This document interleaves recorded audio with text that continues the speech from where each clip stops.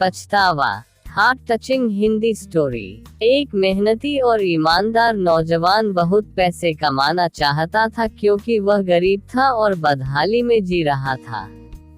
उसका सपना था कि वह मेहनत करके खूब पैसे कमाए और एक दिन अपने पैसे से एक कार खरीदे। जब भी वह कोई कार देखता तो उसे अपनी कार खरीदने का मन करता।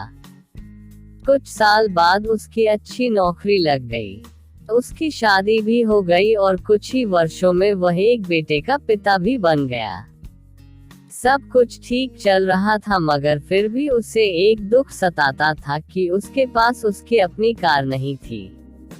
धीरे धीरे उसने पैसे जोड़कर एक कार खरीद ली। कार खरीदने का उसका सपना पूरा हो चुका था और इससे वह बहुत खुश था।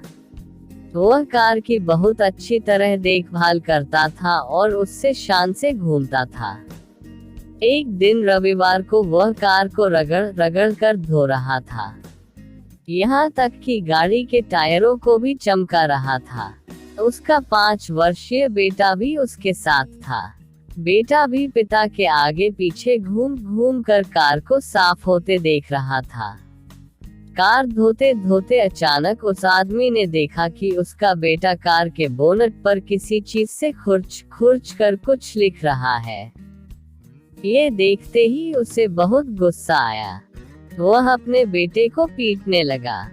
उसने उसे इतनी जोर से पीटा कि बेटे के हाथ की एक उंगली ही टूट गई।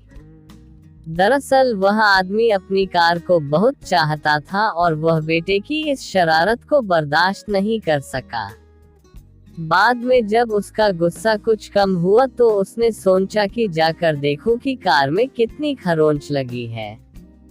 कार के पास जाकर देखने पर उसके होश उड़ गए। उसे खुद पर बहुत गुस्सा आ रहा था। वह फूट फूट कर रोने लगा। कार पर उसके बेटे ने खुरच कर लिखा था, पापा आई लव यू।